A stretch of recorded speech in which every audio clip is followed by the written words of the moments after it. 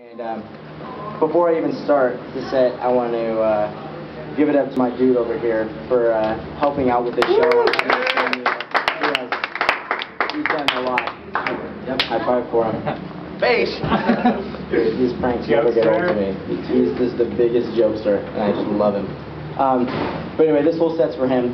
And this first poem I'm going to do is actually on a cassette tape that's available right over there, right next to a shirt that I have. And it's about how I realize that so much of our life is judged off what we can't actually see with our eyes. It's what we feel in our hearts, and how, yet at the same time, we all judge other people off what we see with our eyes. And how we can look at a new couple and think, and because their aspirations of getting married and having kids and this family and the stuff that we all kind of want, and how you can look at them and think, oh, they're just a new couple in honeymoon stage, that shit's never going to happen, and how we are so quick to judge everybody else. And I realized this about myself, and I realized it about my friends and other people that I knew, is that they're so quick to judge every other relationship, but you have absolutely no idea what it's like to be with that person or be that person because you aren't them. And how when you're in a relationship, at least a long-term relationship, you realize what's really important is not what you see at all. This first poem is called Too Late. I really appreciate you guys listening. The only way to see a thing is when the lights are off. Grip your hands with an understanding and hope it doesn't get lost. Fenced in forums like a hug, captivating this animal endangered love. Keep anything new inside a zoo so we can observe and adjust. And then we prophesize if it is right to pause a still on wildlife. We keep the two inside a room, eyes glazed over, hypnotized by youth. As it passes the unclean glass, it gazes and then passes, much like we look into other relationships. And at a single glance, we think we know the whole story. But not all love is fear, and none of it is boring. The colds are iceful. When it heats up, it's scalding. So be careful. Don't hold it too closely in fear that it chokes. And if it's too loose, then it'll sure go. Commitment is a shipwreck, and neither of us can float. Am I trapped in this habitat with you, or do these trees grow? How many times will I climb these walls before I know?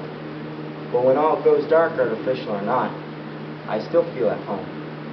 And I take that as a road sign that reads, proceed with caution. From left to right between the eyes, it hits me that so often that this coffin-fearing catalyst is lost, and nothing can be made out of this. When you can't find direction in any fucking atlas, I'm overwhelmed with sadness. And these broken eternal glasses, they can't plan for what you can't see, and the future is in that bracket.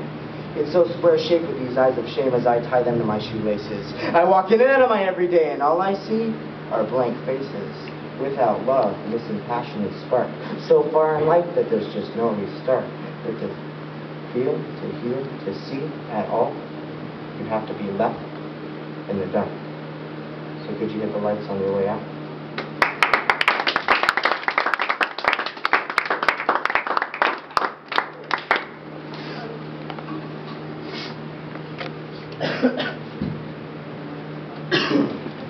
So what happens when we all realize that so much of what's important in our lives is what we can't see with our eyes, yet we still put ourselves in situations just for the way that you guys see them?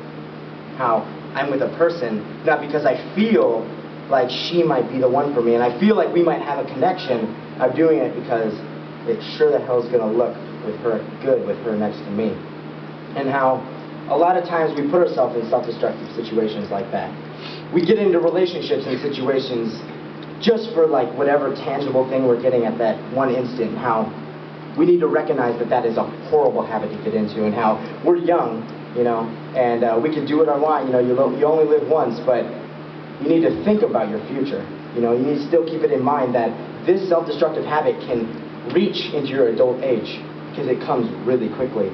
And how if you get in a relationship like that, and that relationship evolves into a marriage, it can lead to a really messy divorce. And if maybe that marriage continues and you still don't have the courage to be the man that you need to be and face the fact that you got into this relationship because not of what you felt, just because of the way it looked, and how you have a couple kids, and how A few years in, and those kids are getting older, and they can't connect with their father because their father was never authentic or genuine to who he really was, because this whole thing started with one self-destructive situation that he put himself in years ago, and how when you found yourself with a couple kids and you love them, and you have a wife that you love, but you don't love yourself, there's only one solution to that. This poem's about that solution. It's called Pelican. Thank you for listening.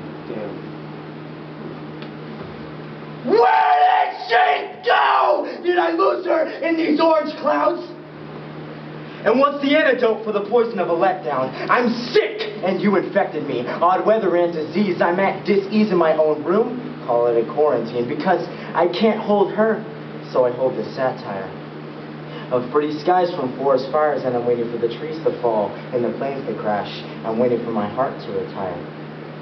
But that's not going to happen unless the world snaps in pieces. You can't balance on broken beams, but I guess the wind has its reasons. Maybe it's for the birds' benefit, but they're flying away from it because they can sense the storm, and the storm's coming towards the pelicans. The eloquence of timber crashing sounds like violins when no one's actually listening.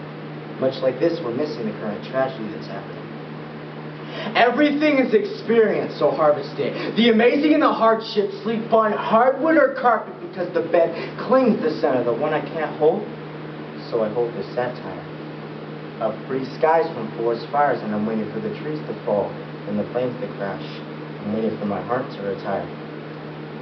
But I guess that can happen, and this can be a reminder of what's good and lost. Like a widow with 3 kids and a broken wristwatch. She can't turn back time to when it was on his arm. But so was she, and she felt like queen, but royalty does get harmed. She didn't know that he was broken because he always put her first. Hoping it would fix itself, but fake it till you feel it doesn't always work. He was trapped, cornered, and he was his own enemy. Had hate for himself, but love for his wife and family. But it wasn't enough, and the pain overcomes. Rules been in room with a brush of a gun, and his son found him on the floor in the mess of the storm. It was this picture of deception in the frame of the door. And they can't hold him no more, so they hold the satire of pretty skies from forest fires, and they're waiting for the trees to fall and the planes to crash. They're waiting for their pain to retire.